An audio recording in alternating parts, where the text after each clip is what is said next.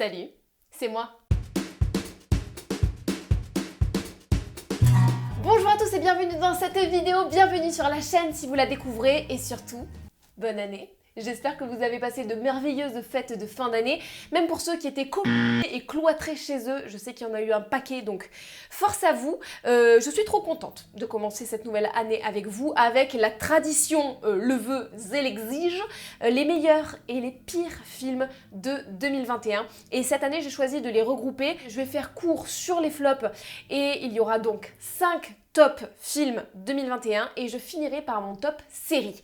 Et du coup, j'ai choisi de ne pas m'infliger certains films, parce que les Venom, les Tuches, les comédies françaises à rallonge, mes couilles sur la table, tonton facho, j'ai pas eu envie. Et en plus, le cinéma, c'est quand même pas donné, donc économisons, sauvons des dauphins, ne regardons pas des films éclatés. Avant de rentrer dans le vif du sujet de cette vidéo, petit avant-propos pour ne pas me faire complètement défoncer en commentaire, il s'agit de mes tops et de mes flops à moi. Donc c'est complètement subjectif, évidemment, ça dépend non seulement de la qualité cinématographique du film, mais aussi de ma sensibilité, des choses que j'aime, de mes goûts, etc.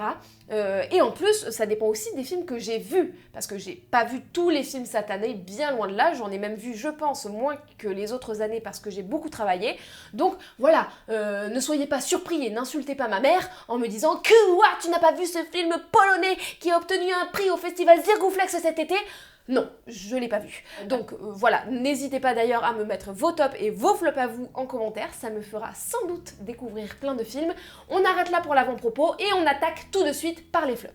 Le premier flop, ce n'est pas pour moi un film de merde, c'est juste un film qui m'a beaucoup déçu et c'est Un homme en colère de Guy Ritchie. J'ai fait une critique sur ce film que je vous invite à regarder si mon avis un peu plus approfondi vous intéresse et je vous mets ça en barre de description. Mais pour résumer, malgré une mise en scène que j'ai trouvée très bien, c'est bien réalisé, c'est bien joué, etc., j'ai trouvé ça trop premier degré. En fait, j'ai trouvé que ça se prenait vraiment au sérieux, vraiment ça se prend au sérieux. Alors que moi, ce qui me plaît dans les films de Guigui, c'est justement ce décalage, ce second degré, cet humour qui vient ponctuer un peu la situation, ce montage très saccadé, etc. Et je l'ai pas retrouvé dans ce film-là, je l'ai trouvé trop premier degré, trop testostéroné, à la Olivier Marshall presque, et du coup ça m'a pas convaincue, et en plus il n'y a pas Charlie Hunnam. Donc autant vous dire que j'étais déçue. Et par contre, je suis hyper hypée par le prochain film de Guy Ritchie qui va sortir, même si l'affiche pour l'instant est éclataxe, je pense qu'on peut le dire, je suis très hypée. Donc, Guigui, ne me déçois pas. Le deuxième flop cette année est encore un film d'un réalisateur que j'apprécie beaucoup, c'est Sacrée sorcière de Robert Zemeckis. Non, là, Robbie, t'as chié dans la colle. Et pourtant, mon cœur bat très fort pour Anna Thaoué et Octavia Spencer, mais là... entre certains effets spéciaux qui sont claqués au sol, le scénario qui pourrait partir dans un truc un peu épique, d'aventure, comme on connaissait quand on était enfant, et que au lieu de partir dans cette aventure, ça reste sous la couette parce que la flemme, dans cette espèce de grand manoir là, franchement, mais quel dommage. Et en plus, je pense que ça loupe son public parce que le film c'est écrit à partir de 10 ans et effectivement, il y a certains graphismes dont le vrai look des sorcières qui ferait peur à un enfant de moins de 10 ans très probablement, mais en même temps, le scénario et l'histoire sont pas du tout assez épiques, assez sérieux entre guillemets et assez intriguant pour un enfant de plus de 10 ans. Je pense qu'il se ferait royalement chier devant ce film. Donc en fait ça avait le goût vraiment d'un téléfilm sur M6 pendant les vacances de Noël. Là, pas de souci. Mais là, un film de Robert Zemeckis avec ce casting là, bon non quoi, non. Troisième flop de l'année, et là on va passer rapidement dessus parce que ça mérite vraiment pas plus, surtout que j'en ai déjà fait une critique, je vous la mets aussi en barre de description. C'est Red Notice. C'est nul, mais nul. Vraiment, il n'y a pas grand chose à dire parce que rien ne va. Je pense qu'on peut apprécier le film si vous le regardez dans certaines conditions, en vraiment n'attendant pas grand chose, mais sinon, le scénario, claqué. La mise en scène, claqué. Les effets spéciaux, claqué. Ça se prend hyper au sérieux et du coup, pour détendre un petit peu l'atmosphère, ils mettent tout le boulot sur le dos de Ryan Reynolds qui du coup en fait des caisses. C'est pas ouf. Quatrième et dernier flop pour moi pour cette année, c'est Wonder Woman 1984. Excusez-moi, mais il s'est passé quoi là? Encore une fois, je pense que si on n'en attend pas grand chose, on peut kiffer le moment, hein. Je ne juge jamais les gens qui aiment les films que je n'aime pas, parce que ce n'est que mon avis, et qui suis-je pour juger vos goûts, franchement? Et en plus, j'avais kiffé le premier, je trouvais que ça faisait vraiment un film, un vrai film, pas un petit maillon d'une chaîne de films de super-héros, un énième maillon de cette chaîne-là. Non, je trouvais que ça faisait vrai film épique, mais là, je vous jure, il m'a fallu plusieurs minutes pour me rappeler de l'histoire. J'ai même pensé que je m'étais endormie devant le film et que je l'avais pas vu en entier. Mais si, c'est juste qu'il est tellement pas mémorable que je l'ai zappé de ma mémoire complet. Le méchant est pas iconique pour un sou. Le personnage de Kristen Wiig, que par ailleurs j'aime beaucoup, vire au ridicule avec cette espèce de panthère zombie sous stéroïdes chelou. Il y a un manque d'enjeu assez palpable malgré le retour de Chris Pine et tout ce que ça pourrait engendrer. Non, on s'en bat un peu les couilles. Et en plus c'est long. Un jour il faudra qu'on parle de cette espèce d'obligation tacite aujourd'hui que les films fassent 2h30, alors que la grande majorité des films, je sais pas ce que vous en pensez, mais mériterait 20 minutes, 30 minutes de moins. Il y a un espèce de mouvement comme ça où tous les films font maintenant minimum 2 heures. Et ça rend pas service au film. Et là, c'est dommage parce qu'en plus, je pense que la Jenkins, elle avait autre chose sous la pédale que cette daube multicolore. Bon, on passe au top. Top 5, Don't Look Up d'Adam McKay. Alors celui-là, je vous avoue que je ne m'attendais pas à le voir dans mon top. Vraiment, je m'attendais à passer un bon moment, mais j'ai adoré ce film. Déjà, je trouve que le scénario est assez original. Ce truc de on a une nouvelle absolument catastrophique et personne ne nous croit. La façon dont il est traité est assez originale. Et j'avoue que j'avais un petit peu peur de ce que ça allait donner avec cette espèce de course au casting fou, parce que vraiment le casting est dingue. Et qu'en général, quand un casting est fou comme ça pêche des fois un peu niveau réalisation et niveau mise en scène, mais là, c'est très juste. Tout le monde est à sa place, à part Omar Sy, je ne comprends pas sa présence, mais à part ça, vraiment, tout le monde a son rôle, a sa forme d'autodérision, c'est bonbon. Jennifer Lawrence a un personnage génial qui a des punchlines du feu de Dieu. DiCaprio est incroyable et disparaît complètement derrière ce personnage de scientifique un peu loser, mais qui va prendre la grosse tête. Le gars disparaît derrière ce rôle, et c'est pas donné parce que DiCaprio. Ça tape sur la politique, les médias, la jet set, le show business, le sexisme de l'information, cette façon dont Kate passe pour l'hystérique et la folle, alors que c'est elle qui a découvert la comète quand même, et qu'on met plutôt en avant ce scientifique dont on dit le scientifique le plus sexy ou je sais plus quoi. C'est très bien traité. La réalisation a de bons moments, mais c'est pas non plus le point fort de ce film. Non, là vraiment, le film, ce qu'il veut mettre en avant, c'est pas la mise en scène, la réalisation, c'est l'histoire et sa mise en valeur par le jeu des acteurs. C'est vraiment ça qui est mis en avant, et pour moi, ça rattrape une mise en scène pas forcément super originale. C'est pas pour moi une comédie, c'est plus une tragédie, mais avec des moments drôles, ça m'a fait rire, ça m'a fait un peu de mal, ça m'a fait du bien de voir un film comme ça. Top 4, Tic Tic Boom de Lin-Manuel Miranda. On parlait tout à l'heure des acteurs qui disparaissent derrière leur rôle avec DiCaprio.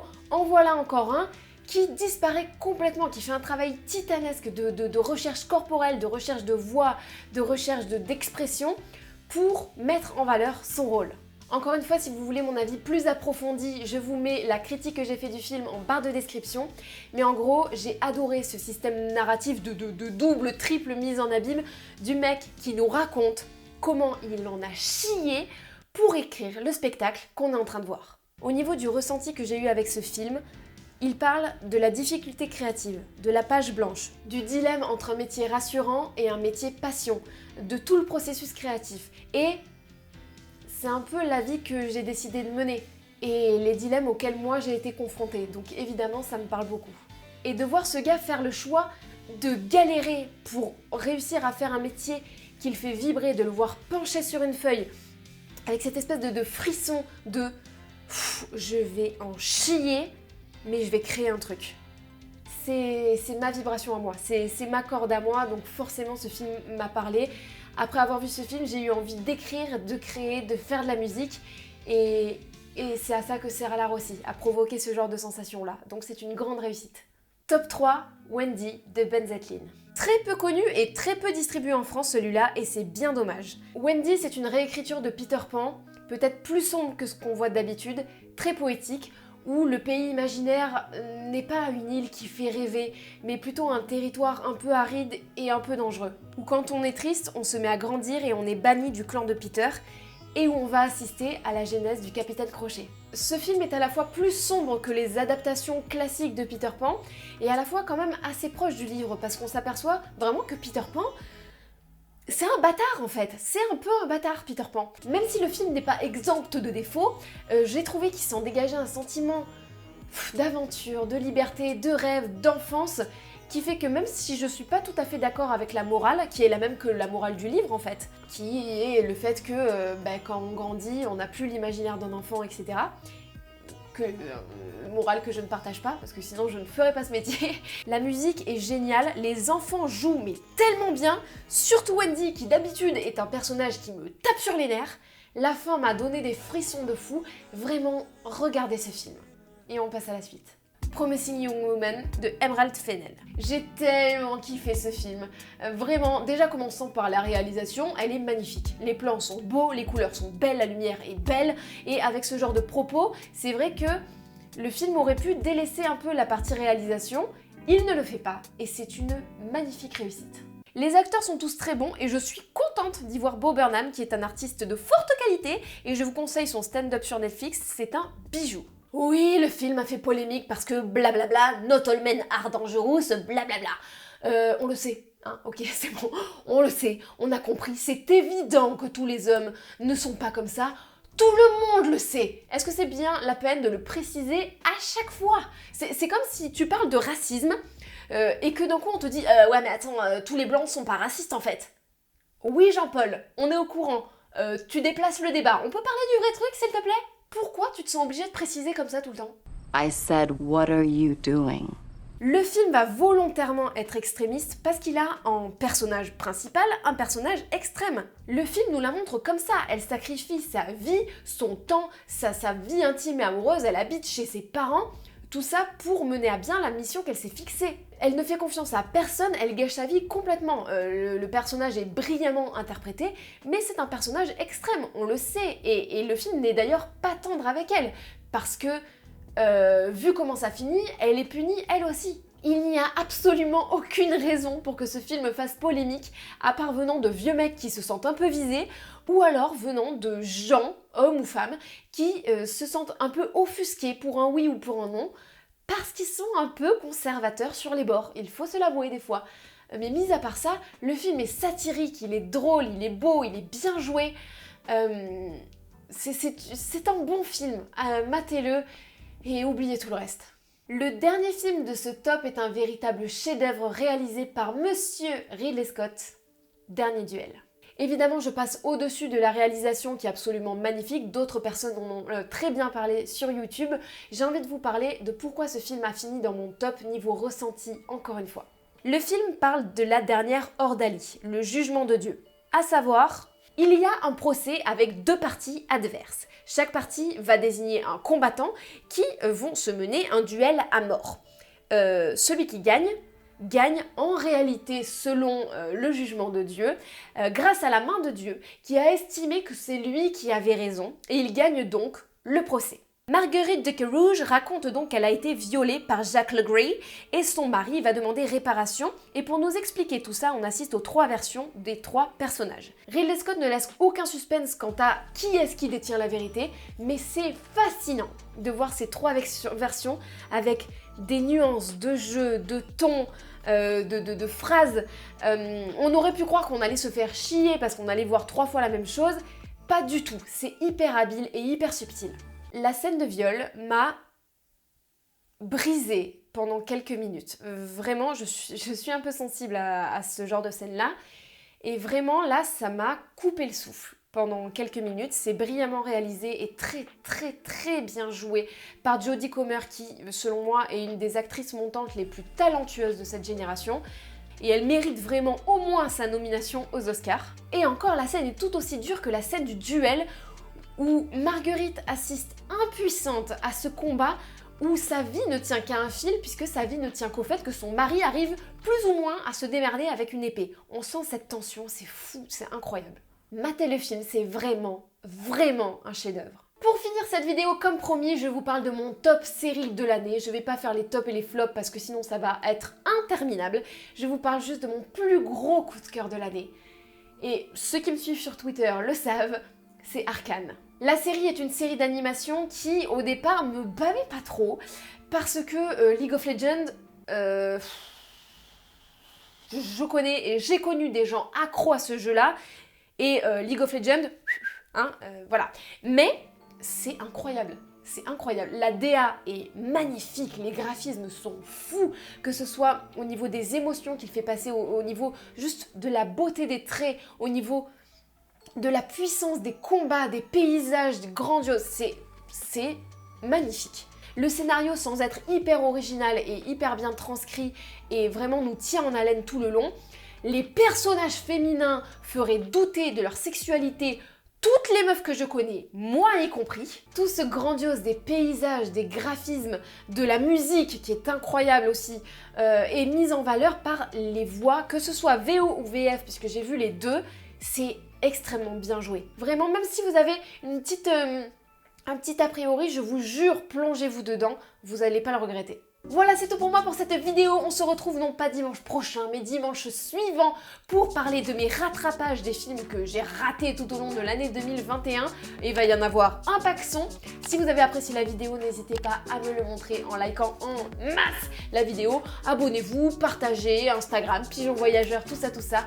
Je vous fais de gros bisous. N'oubliez pas de rêver et je vous souhaite une bonne fucking journée.